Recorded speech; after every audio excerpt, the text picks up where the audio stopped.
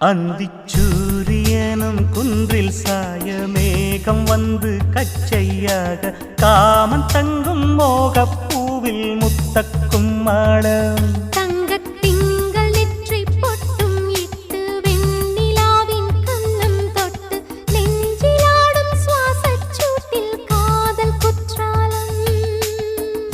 தேன் தெளிக்கும் தென்றலாய் நின்னருகில் வந்து நான்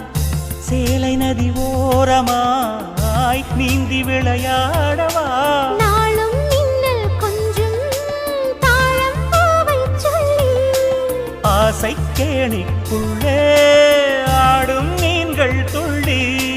கட்டிலும் கால்வலி கொள்ளாதோ கைகளை கீறியதோ செம்பூவே பூவே உன் மேகம் நான் வந்தால் ஒரு வழி உண்டோ